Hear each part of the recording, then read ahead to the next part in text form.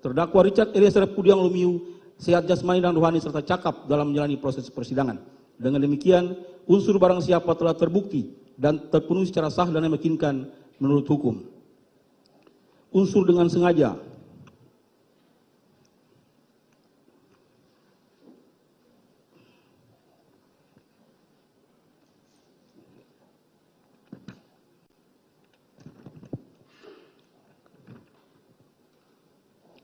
Izin majelis, unsur dengan sengaja, fakta hukum yang membuktikan unsur tersebut tidak kami bacakan, kami anggap dibacakan. Kami lanjut ke bagian akhir. Kemudian barang bukti yang telah disita di pengadilan negeri tersebut merupakan barang bukti yang digunakan sebagai alat untuk menghilangkan nyawa dan mengakibatkan korban Nofriansah Joshua Huta Barat meninggal dunia. Sebagaimana keterangan terdakwa Richard Eliezer Pudiang Lumiu, saksi Riki Rizal Wibowo, saksi Kuat Maruf. Dengan demikian, perbuatan menghilangkan nyawa korban Nofriansah Joshua Huta Barat dikehendaki oleh saksi Ferdi Sambo agar korban Nofriansah Huta Barat meninggal dunia sebagaimana pendapat Wiryono Projodikoro, tindak-tindak pidana tertentu di Indonesia, Bandung Aditama 2003 halaman 63, yang menggolongkan bahwa bentuk sengaja insaf akan kepastian dengan penjelasan kesengajaan semacam ini ada apabila si pelaku dengan perbuatannya itu bertujuan untuk mencapai akibat yang akan menjadi dasar dari tindak pidana, kecuali ia tahu benar bahwa akibat itu mengikuti perbuatan itu. Lebih selanjutnya, PAF Lamintang mengemukakan sengaja insaf akan kemungkinan sebagai berikut. Pelaku yang bersangkutan pada waktu melakukan perbuatan itu untuk menimbulkan suatu akibat yang dilarang oleh undang-undang telah menyadari kemungkinan akan timbul suatu akibat yang dilarang oleh undang-undang telah menyadari kemungkinan akan timbul suatu akibat lain daripada akibat yang memang ia kehendaki. Dengan demikian, berdasarkan keterangan saksi, surat, dan barang bukti yang dikemukakan di persidangan, unsur dengan sengaja telah terbukti menurut hukum. Izin dilanjutkan majelis. Izin melanjutkan majelis.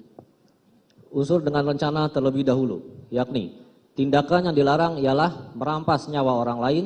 Caranya merampas itu tidak disebutkan karenanya segala cara merampas jiwa dicakup oleh pasal 338 KUHP, misalkan memukul, menendang, kemaluan penusuk, menyembelih, menembak, menyetrum dengan aliran listrik, menggantung, mencekik, meracun, menenggelamkan, menjatuhkan diri dari suatu ketinggian, diikat atau dikurung dengan tidak diberi makan sampai mati dan lain sebagainya. Tindakan ini harus merupakan tindakan yang spontan atau setidaknya dapat digolongkan spontan. Dengan perkataan lain, bukan sesuatu yang setelah dipikir-pikir, ditimbang-timbang untuk ruginya dan cara-cara pelaksanaannya dengan waktu yang cukup, yang dalam hal ini diterapkan pasal 340 KUHP. Yang dimaksud secara spontan di sini ialah begitu ia merasa tersinggung dan tergugah melakukan pembunuhan langsung, ia mencari alat yang digunakan untuk melakukan pembunuhan itu. Jadi tidak pakai pikir-pikir dulu secara terang untung atau ruginya atau cara pelaksanaannya. Karena pasal 338 KUHP ini adalah tindak pidana material yang berarti harus terjadi matinya orang lain. Timbul masalah waktu antara tindakan itu dengan akibat matinya orang lain itu, jawabannya dipecahkan melalui ajaran sebab akibat. Dalam hal ini, tindakan yang melawan hukum itu harus benar-benar dikehendaki si penindak dan justru tindakan itulah yang mengakibatkan matinya orang lain, bukan tindakan lain.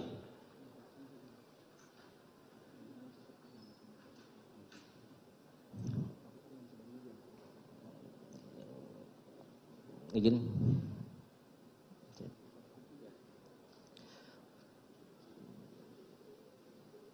Barang bukti yang telah disita pengadilan negeri tersebut merupakan barang bukti yang digunakan alat sebagai untuk menghilangkan nyawa dan mengakibatkan korban Nofriansah Joshua Huta Barat meninggal dunia. Sebagaimana keterangan terdakwa Richard Eliezer Pudiang Lumiu, saksi Riki Rizal Wibowo, saksi Kuat Maruf. Dengan demikian, perbuatan menghilangkan nyawa korban Nofriansah Joshua Huta Barat dikehendaki agar korban Nofriansah Joshua Huta Barat meninggal dunia. Sebagaimana pendapat Wiryono Projodikoro yang menggolongkan sebagai bentuk sengaja insaf akan kepastian dengan penjelasan kesengajaan semacam ini ada apabila dengan penjelasan kesengajaan si pelaku dengan perbuatannya itu bertujuan untuk mencapai akibat yang akan menjadi dasar dari tindak pidana, kecuali ia tahu benar bahwa akibat itu mengikuti perbuatan itu. Selanjutnya PAF Lamintang mengemukakan sengaja insaf akan kemungkinan sebagai berikut. Pelaku yang bersangkutan pada waktu melakukan perbuatan itu untuk menimbulkan suatu akibat yang dilarang oleh undang-undang telah menyadari kemungkinan akan timbul suatu akibat yang dilarang oleh undang-undang, telah menyadari kemungkinan akan timbul suatu akibat lain daripada akibat yang memang ia kehendaki. Dengan demikian, berdasarkan keterangan saksi, ahli, surat, dan barang bukti yang dikemukakan di persidangan, unsur dengan rencana terlebih dahulu telah terbukti menurut hukum.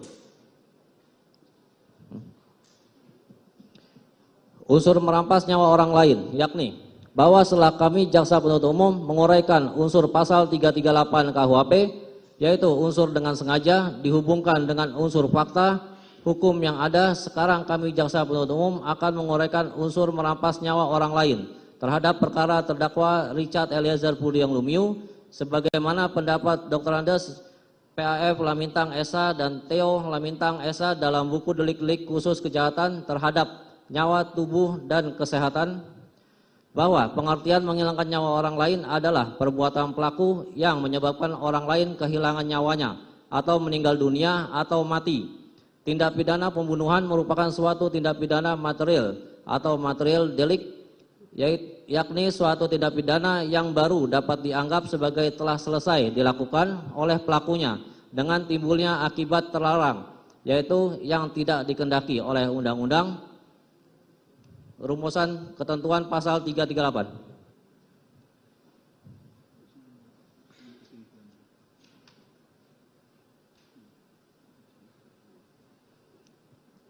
Dilanjutkan. Barang bukti yang telah disita pengadilan negeri tersebut merupakan barang bukti yang digunakan sebagai alat untuk menghilangkan nyawa dan mengakibatkan korban Nofriansah Joshua Huta Barat meninggal dunia, sebagaimana keterangan para saksi, terdakwa, ahli. Berdasarkan uraian di atas terkait unsur merawat nyawa orang lain, di atas merupakan sikap hukum yang telah sejalan dengan jurisprudensi di Mahkamah Agung sebagaimana tertuang dalam jurisprudensi nomor 1/YUR/PID/2018 yang bersumber pada beberapa putusan, antara lain putusan nomor 908 K/PID/2006 yang memuat kaidah hukum, yakni unsur dengan sengaja menghilangkan nyawa terpenuhi tubuh yang terdapat organ vital seperti bagian dada, perut, dan kepala. Dengan demikian, berdasarkan keterangan saksi, ahli, surat, dan barang bukti yang dikemukakan di persidangan, unsur merampas nyawa orang lain telah terbukti menurut hukum. Unsur mereka yang melakukan, yang menyuruh melakukan, dan yang turut serta melakukan perbuatan, yakni menurut Profesor Dr. Wiono Projodiniko dalam bukunya yang berjudul Asas-Asas Hukum Pidana Indonesia, mengutip pendapat bahwa yang mengemukakan dua syarat bagi adanya turut melakukan tindak pidana, yaitu kesatu, kerjasama yang disadari antara turut serta pelaku yang merupakan suatu kehendak bersama di antara mereka. Kedua, mereka harus bersama-sama melaksanakan kehendak itu. Adapun mereka yang turut melakukan perbuatan pidana adalah mereka yang bersama-sama melakukan perbuatan pidana, jadi mereka yang dengan sengaja ikut mengerjakannya. Memberikan keterangan bahwa ada orang lain yang turut serta melakukan perbuatan pidana apabila ia langsung ikut serta dalam pelaksanaan perbuatan.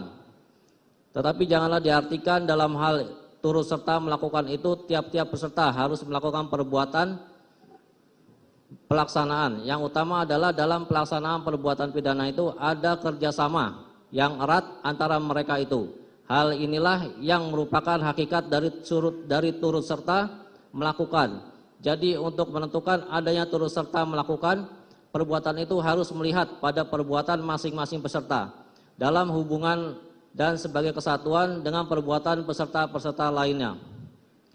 Pembentuk undang-undang dalam rumusan perbuatan pidana pada umumnya bertolak dari peristiwa yang paling sederhana, yaitu satu orang pelaku melakukan tindak pidana sehingga dirumuskan barang siapa yang mewujudkan seluruh rumusan tindak pidana, tetapi dalam prakteknya sering perbuatan pidana dalam beberapa perbuatan dapat dilakukan oleh beberapa orang pelaku dengan bekerja sama.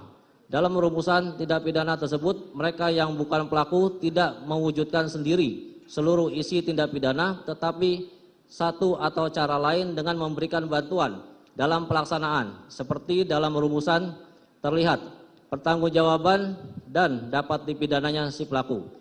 Bahwa unsur ini adalah bersifat alternatif apabila salah satu elemen dari unsur ini terbukti, maka elemen lainnya tidak perlu dibuktikan lagi. Sehingga unsur ini dianggap terbukti.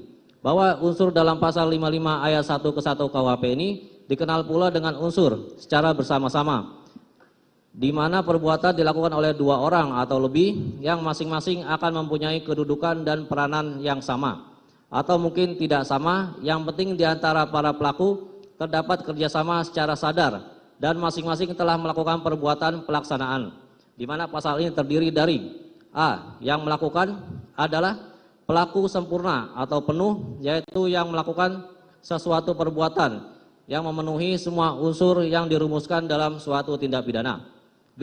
Perbuatan menyuruh melakukan, terdapat dalam hal seseorang yang mempunyai maksud melakukan suatu tindak pidana atau kejahatan, akan tetapi ia menyuruh orang lain untuk melakukannya. Turut serta melakukan, terdapat dalam hal. Terima kasih sudah nonton. Jangan lupa like, subscribe, dan share ya.